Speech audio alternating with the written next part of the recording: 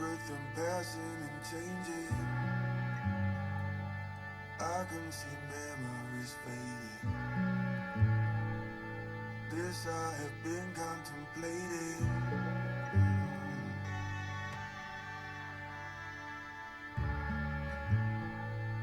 All of these patterns of weather, nothing is lasting forever. Walking the path of surrender.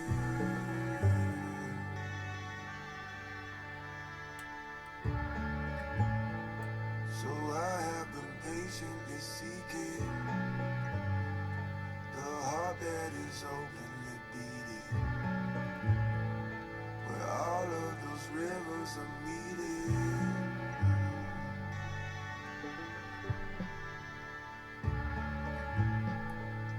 I have the faith that I'm guided. All of the omens aligning. Mother divine in her timing. So watch it come now and watch it go. Don't you hold on to the high and low. The spirit dances on the unknown. Let it move your soul. What lies ahead now? What lies behind? Put all that worry out of your mind. Look in your own home. What will you find? Let it move your soul.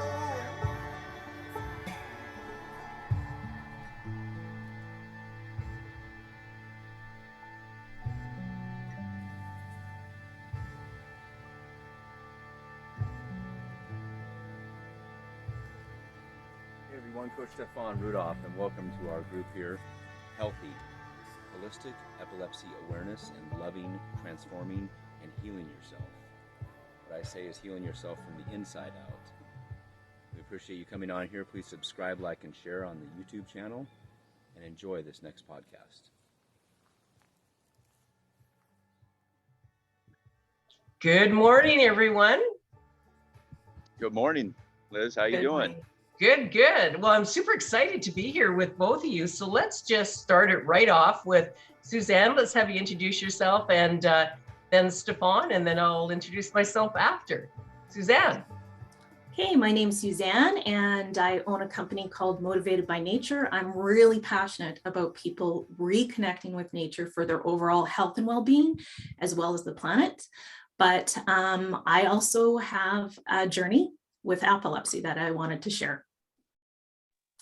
Well, you're in the right group, Susanne. So it's Coach Stefan Rudolph, and we're here today again in our healthy group and bringing people from all over the world together to talk about epilepsy, overcoming obstacles, especially what we've been through in our lockdown.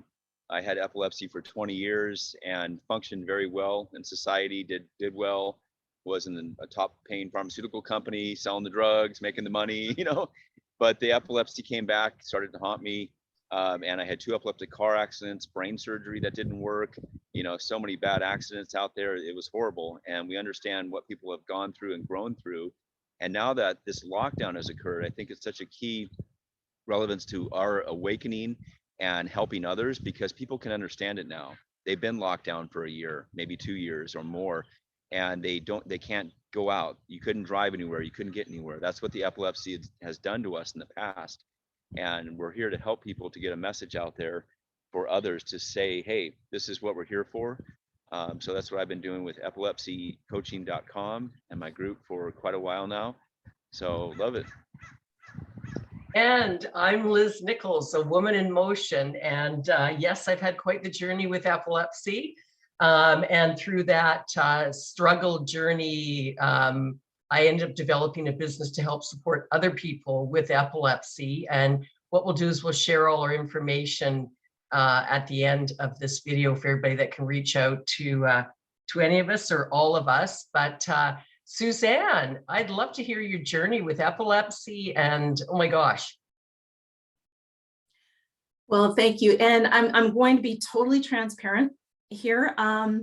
I really debated having this conversation with you, because I have never spoken openly about my epilepsy. I've close friends and family know about it, but the general people that I deal with do not. And when I watched you and Stefan do a recent interview, Liz, you said that over 30 million people, I believe, are dealing with epilepsy right now. 50 million. 50 million, 50 million. Yeah. And when you said that, I thought, okay, if I can come on and share my story and just help one person feel like they're not alone, then I need to do that. So that's why I decided to continue and say yes. So thank you. So my journey actually started when I was 15 years old. And what happened was I had partial seizures, and that's when you lose control of your hands. And so whatever I was holding, it would go and fly out of my hand. And I was like, what the hell is going on here? And I went to my doctor and I said, you know, is it maybe stress? And he kind of laughed at me about the stress piece. And he referred me to a specialist. And the specialist was not very great at bedside manner. And he basically told me, he said, this is just something you got to deal with. He said, you may grow out of it, you may not. I was not given any medication, nothing. And so I just dealt with it. And I was a waitress, and I was lucky that while I was waitressing, I didn't spill anything on anyone, but I would find early mornings, late nights really brought things on for me, right? And then I went to university and I had my first grand mal or tonic-clonic after a late night of partying with friends. And but it wasn't observed. I'd woken up in the morning to go to the washroom and I had the seizure. And my friend came in and she found me on the floor and she said, what are you doing on the floor? And she helped me back to bed. So that was my first experience. And I honestly didn't know what to expect. I didn't remember. No one had observed it. It was really, really fuzzy with what had happened. I didn't go to the doctor because that first doctor had told me you're just going to grow out of it, right? I ended up having another seizure, again, not observed, and had my brother call me, and I was talking to him on the phone and I was very discombobulated, and he ended up showing up at the door, and I couldn't even remember our conversation on the phone. And he said, what's wrong with you? I said, I don't know, because at that time I didn't know. And then after he left, it was like, oh my God, I've had another grand mal. And after that, those were just two that I had. And I ended up getting married. My husband and I traveled to New Zealand backpacking. And I told him that I'd had these two grand mals in the past. And we were in New Zealand, and I was out to go for a early morning whale watching tour at 5 o'clock in the morning, and had a seizure in the bathroom. And one of the people that was there, that was going on the trip with me, went running back to the tent where my husband was and said, is your wife an epileptic? And at first he said, no, it was 5 o'clock in the morning. He goes, oh my God, yes, because he'd never observed me having this. So from that, when we got back to Canada, I went again and had another EEG done. And that doctor put me on Ativan. And Ativan is basically an anxiety medication. And he said, you know, just when you wake up and you're feeling jittery or whatever, take an Ativan and just help it to relax you. So I had one more seizure where my husband actually caught me. He was right there with me and saw it. And then my very, very last seizure, it was a totally different thing. All the other ones had happened in the morning. And this one really scared me because I had woken up, gone to a doctor's appointment for something totally different. So I drove to the doctor's appointment, drove home, was getting ready to go to work. It was about 10:30 in the morning. and had a seizure then and hit my head on the way down on the counter. And I don't know how I remembered, but I phoned my husband's cell phone and I said, "What day is it today?" I had no idea. And the minute he heard my voice, he came running home. And yeah. So what was amazing was at that time I was working in the corporate world. And I had just landed my dream job. It was traveling all over the world. And I had a really incredible boss. And he said to me, he said, "Okay," he said, "we're going to work through this. We want to make sure that you're as safe as possible." Right. And he said, "We may have to tone down the travel just because maybe it might be too hard on your system." So I also ended up getting into an incredible neurologist. And this is what I'd really like to share with people is, if you don't like the first diagnosis, get a second opinion or a third opinion. And this doctor was so amazing. And I think one of the reasons that made her so amazing was her own brother had had seizures. And so she had observed, she had witnessed, she saw firsthand what her brother had gone through. And so first she put me on the drug, lamotrigine,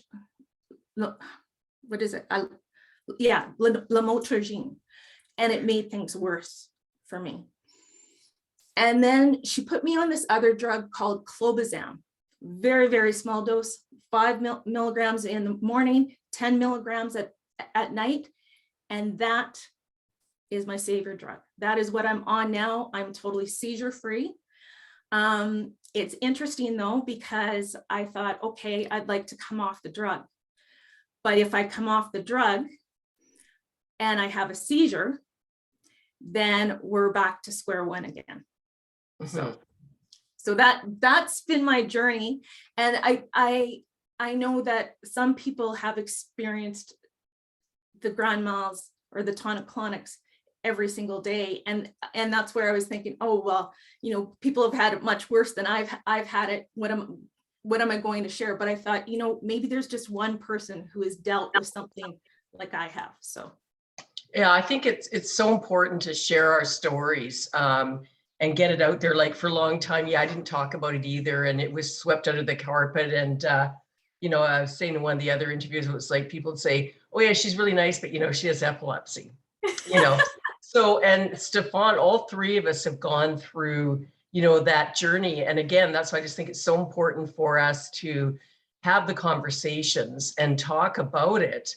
And all of us, you know, we're in the corporate world and we've all got our own businesses and they're here to support and help other people. And, you know, I've got some groups, Stefan and I've got some groups, and we're both very into getting it out there, getting people to talk about it, feel comfortable, know they're not alone, know there's communities and support where, you know, you're all coming together with the history of the epilepsy and know that you're in a safe space and that you're not alone. Susanne, you built a business that, I mean, I know about your business. I love it. It's fascinating.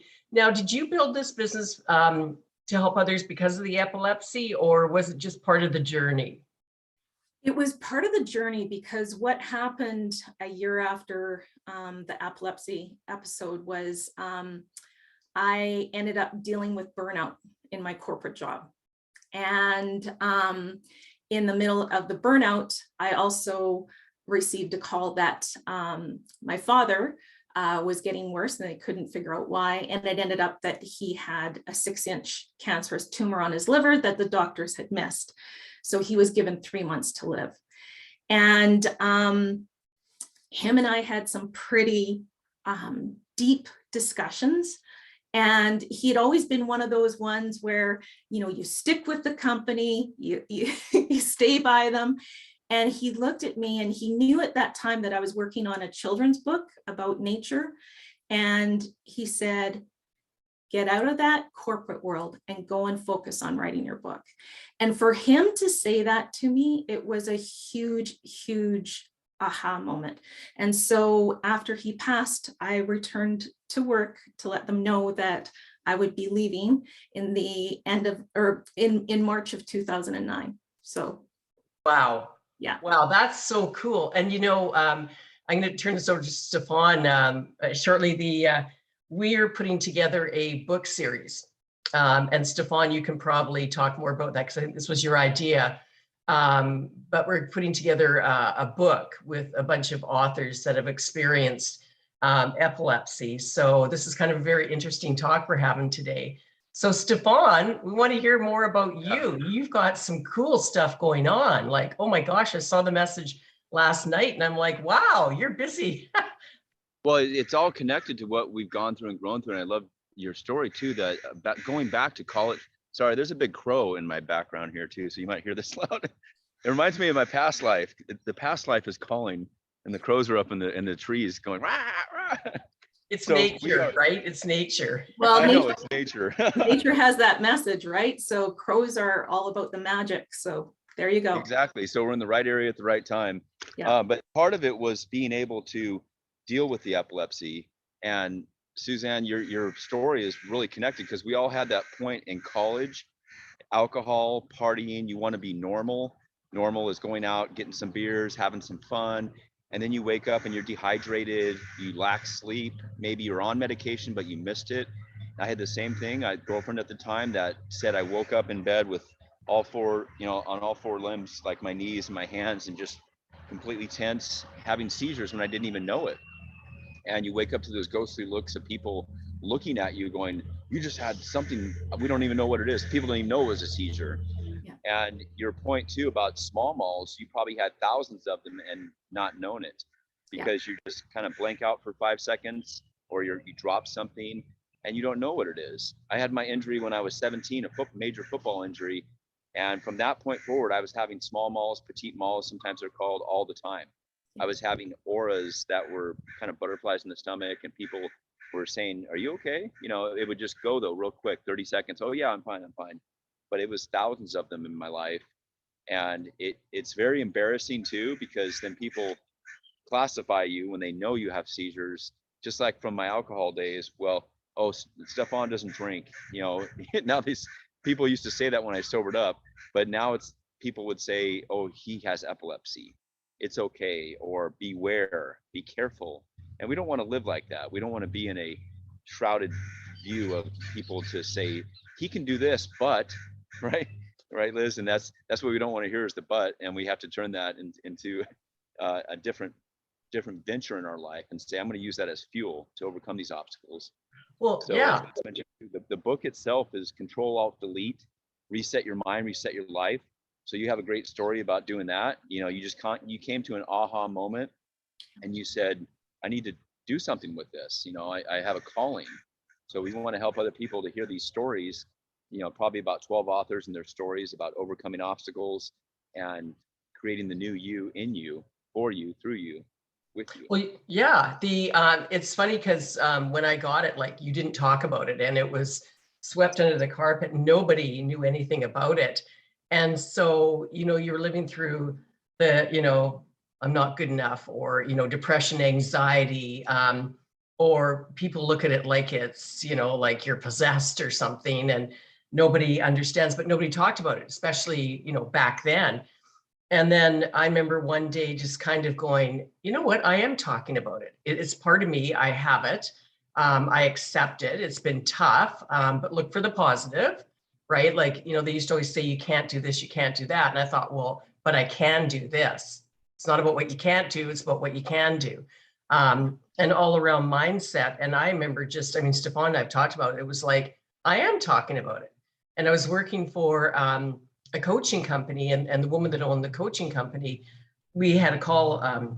She was coaching me. She goes, you really do have a thing about this epilepsy in a positive way. She said, perhaps that's what you're meant to do with this coaching is, coach women with epilepsy or something along those lines. And what, you're right. So that's how I started to build my business, was after going through what I went through, coming through it, and then deciding this is what I wanted to do. But I think it's so important for people to talk about it. I remember at 40, I got a clean bill of health thinking that meant it was gone. So I'm like, woohoo, I don't have it, blah, blah. But subconsciously, we think, And then I did have seizures after, and I think it was partying, alcohol, dehydration, lack of sleep. And then I guess about 5 years ago, I talked to some doctors and specialists, and essentially we came out with, no, it's dormant, hidden, in remission, right? So I'm like, okay, be really careful, and look after yourself so it doesn't come back. But one thing I was going to mention, I think I mentioned this before to Stefan, was that one of the doctors or specialists said to me one time, there is a chance you won't see 65. Really? Really? You're telling me I'm not going to might not make 65? Well, you just sort of told the wrong person. So anyway, it's just, we all have these journeys. It's important to share. And my point was that it was really tough for me to start sharing about it. Really tough because, back then you wanted to be liked and, fit in and, not have anything negative happening and just, rah in the corporate world, and all that stuff. And then you realize, this is me and I accept it and move forward. You know what, Susanne, I want to ask you about your company. Can you talk a little bit more about your company? Because it's interesting. We all have some form of nature in our pictures here with plants or, everything else. So you started that business. I love it. I know more about it, but maybe share just a bit about that with our audience here. Absolutely. So what happened is I grew up on my family farm, and I ended up learning a lot of things through osmosis without realizing that I was learning things. And nature is my go-to for healing, going out for walks in nature, going for hikes in nature. And when I went back to the family farm while my dad was passing away, I just realized how deep that connection was. And I thought, you know what, I want to speak to people about the importance of connecting with nature so that they get more health and overall well-being naturally in their life, because there is so many healing properties out in nature. So I speak about it, but I also offer online monthly challenges to get people out their front door each day for a minimum of 20 minutes and looking for a prompt of the day and then posting it on the platform. And right now I've got people from Australia that are participating as well as Canada. And it's wonderful because they're going into their winter, we're going into our summer, but the greenery looks about the same. It's interesting. But I had a friend of mine say to me, she said, I don't get what you get when you go out in nature. And I thought, what's not to get? So I started doing the deep dive. I am an absolute geek in terms of the research. And I found every single study and continue to find the studies that are out there about how incredibly healing nature is for our overall health and well-being. And one of the things, like with the rise of technology, we're on technology right now, it's great, but our brain does get overloaded and it needs a decompression time. And that decompression time can happen out in nature, because when we go out in nature, we're tapping into the same area of our brain that we do when we are daydreaming or when we're being introspective. And that just covers like 1% of what things do for you when you get out in nature for your overall health. But I cannot advocate for it enough. And it's kind of a two-sided approach. Like there's so much natural wellness out there, right, to decrease the stress levels that are out there. And then by connecting with nature, then we're also starting to love and protect the planet. And it's a double-edged sword, it's one is not a sword, pardon me, it's helping one another out. So well, that's all part of it. And that's, I love that. If I can add on to this, because when you said, the lady said, well, I don't get it, or I don't like it out there, it's not me. They're either, what I say is not spiritually awoken enough or don't want to change, because there's an ego versus a spirit. And a lot of it says that I need to go to work. I need to make money. I need. And it's all financially, it's all stability, but physically, mentally, emotionally, and spiritually, they're not connected yet. And it sounds like we all have that same journey. We had to shift. I call it the holy shift, and understand that every 5 to 7 years, things change. And we have to wake up and be grateful for the crow, above me, being real loud, but be thankful for the little things in life, but get out in nature, because this is beautiful. when you start experiencing it, this place is called Grape Day Park, by the way. So I'll give you an example of nature, and it's right in the middle of the city. And there's some grapes over there. It's actually a slide. And there's a homeless guy I've talked to before over there. It's just a little part of where people come and hang out. But we all have that in our life. We should be a part of nature in order to heal, in order to grow. And that's something that it's wonderful that you've gone through that. I love your story. So you're in the right group now. Well, and I have to fully admit, this is a little embarrassing, is that I love nature, and we get out and walk on the beach and go into the forest and everything else. But I'm unfortunately at this point in life stuck behind my computer. And in all honesty, I'm probably behind my computer 10 hours a day, like 10 hours a day plus, whatever. But now, I'm back here and it's close to walk to the beach. So Susanne, you just said something interesting about the challenge. And I thought, I'm going to do the challenge because it's 3 or 4 blocks to the beach, 20 minutes to the cafe. There's a beautiful bay and walking trails, but I've just been inside at my computer, not getting out into nature enough, although I see it, out front of my place. And then you're out in nature all the time, and Stefan's always in nature on these calls.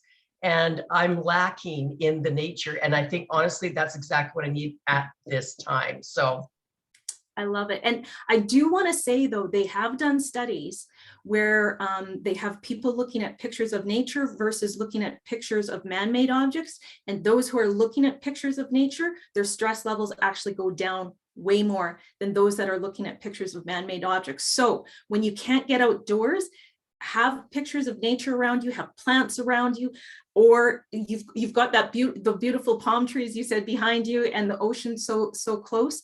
Have that so that you can at least look at that, and take a 5-minute break and just get up and look at that beautiful scenery that you have there. But yeah, there is just so much. And Stefan, I just wanted to touch on something that you said, because this individual, it's really interesting. I take a lot of things for granted because I grew up on the farm. This person had lived in the city all her life and had not had those nature experiences to begin with. So that wasn't really part of her routine.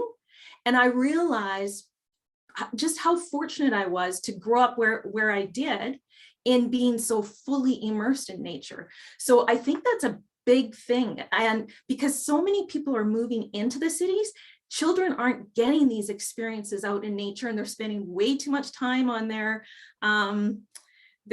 gaming, what do you call them?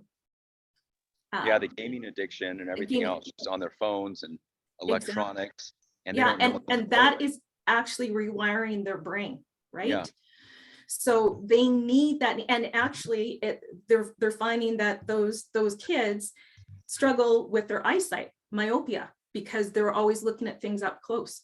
So getting out in nature also helps with your eyesight as well, because you have to look far away as well as close up to see your safety, right? So yeah, I just saw a word here, and I'm very good with words, as Liz knows. So it says Grape Day Park, City of Escondido, Parks and Recreation. So look at the word recreation and break that word down. I as far as recovering, regarding creation, creation. So recreation, you're going out there and you're getting out and you're doing something. And it's a great point, Liz, too. If you're inside all day, I know I get the same way. I'm absorbed. I say, I'm going to take a break. I'm just going to go out and do some quick yoga, but I don't. And all of a sudden 2 hours go by, 3 hours go by, and you're still in the same, cubicle mode, and your back's hurting, but you really have to force yourself to do it, right? Yeah. And on that same note, it's interesting because Einstein and Edison went for a walk every morning because they knew that would get their creative juices going. And so if those geniuses did that, I think we can take a little bit of a page out of their book and do that ourselves. And I'm loving these conversations because it's, I'm like, yeah, it's, you got to find more balance. And I'm always talking about finding balance in life. And then I'm looking in the mirror kind of going, okay, sometimes we need to learn what we teach or what we say and find more balance. So I am going to check out that challenge. So interesting conversation. I just want, before I forget, so Stefan and I started a group. Stefan actually basically put it together called H.E.A.L.T.H.Y. I think you're in that group, and we'll post all the information, but we want to get as many people, as we mentioned, to come into the group and into the private group, and really start to connect in that group. So yeah, invite away, come into the group. We'll put in interviews. Stefan and I talked about at some point maybe doing lives in that group, and a whole bunch of stuff to get the conversation going, because I think you need to bring all these resources instead of, you know, people talking, perhaps. Be more positive, find solutions, look what you can do, you know, look after yourself, love yourself, be good to yourself. And so we really, it's so important to do this, especially now, because like Stefan says, we've all been in lockdown. A lot of us have gained weight. A lot of us are behind the computer, not exercising, perhaps snacking. Okay, I'm in full admit mode. So I'm going to be, you know, this is a good wake up call for me. I don't eat that bad, but you know, it's got to look after yourself and love yourself. We're all in the same boat. Guess what I'm doing? When I get home after a long day, usually about 8 o'clock, even 9 o'clock, I'm hungry. And so I snack, and it's pretty good food, but that's not good when you go to sleep. So I wake up bloated. I'm like, you know, I'm just not feeling good. And I'm trying to cut down more foods, because if I have chocolate in that fridge or that cupboard, it's going to be gone, you know? So if I don't have it, it reminds me so much, it's crazy, of the addiction of beer and alcohol, because alcohol is sugar, and sugar, I want to have a reward mechanism at night.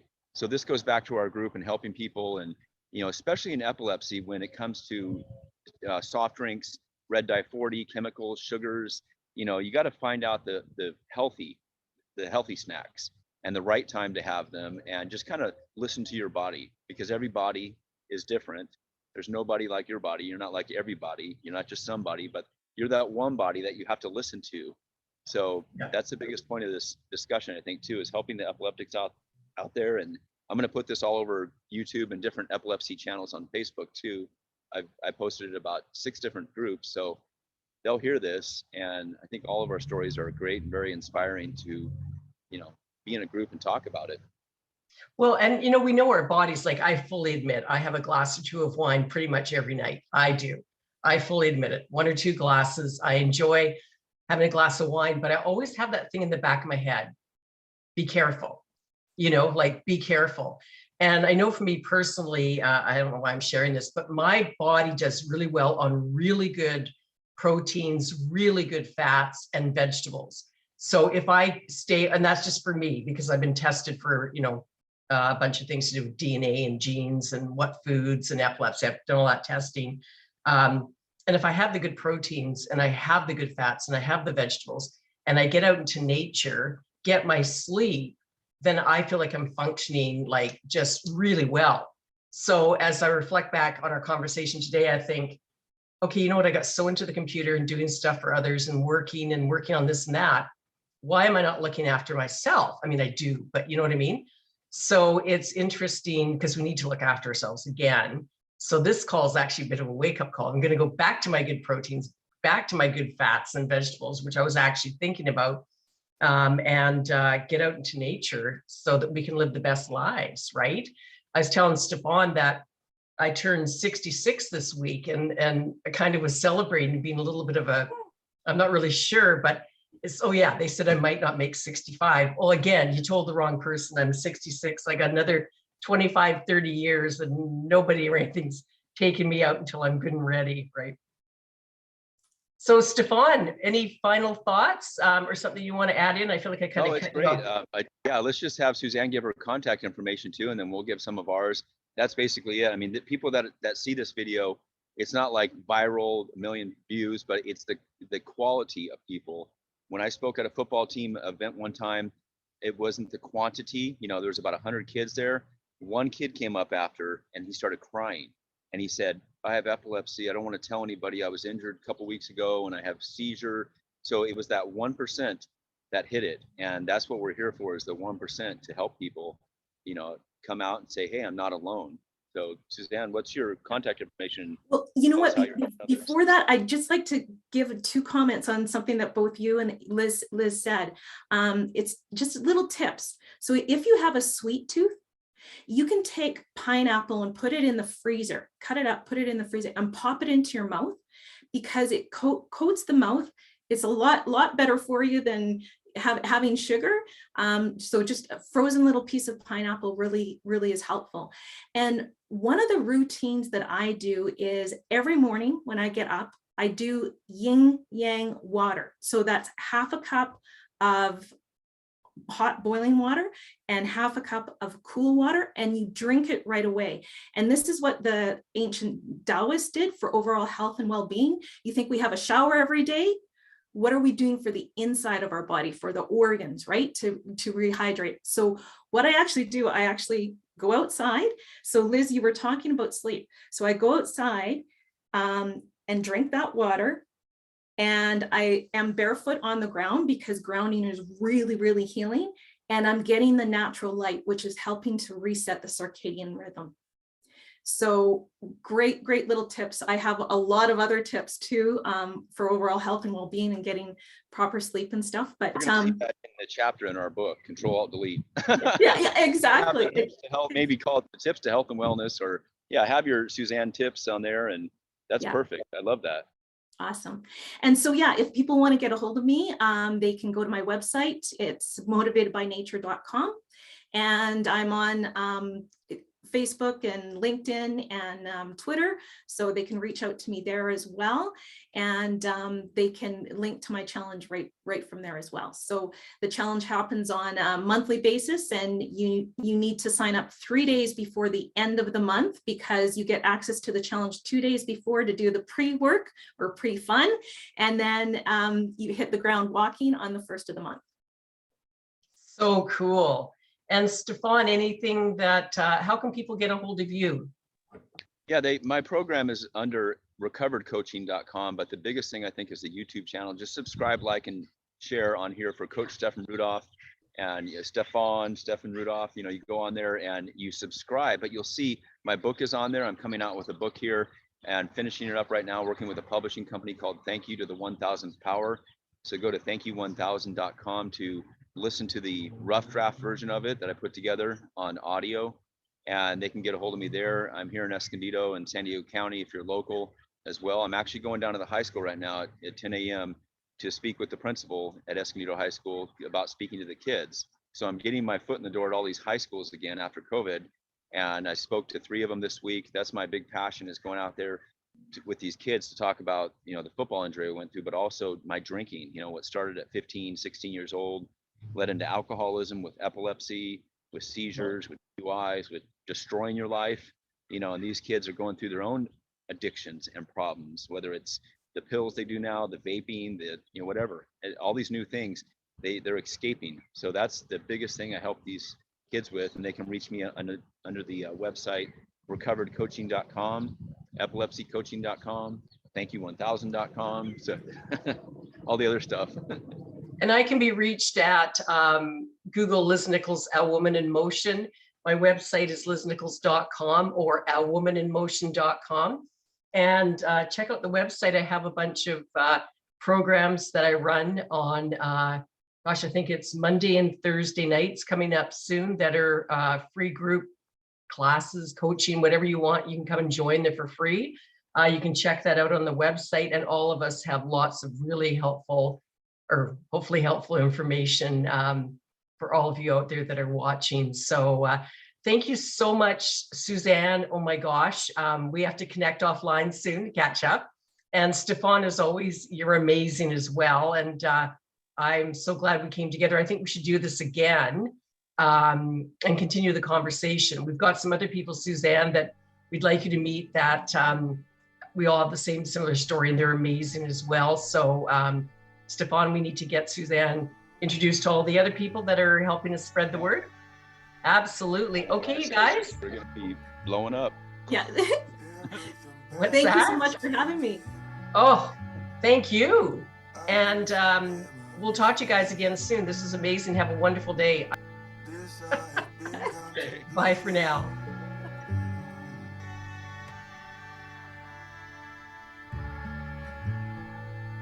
All of these patterns of weather, no nothing is lasting forever. Walking the path of surrender.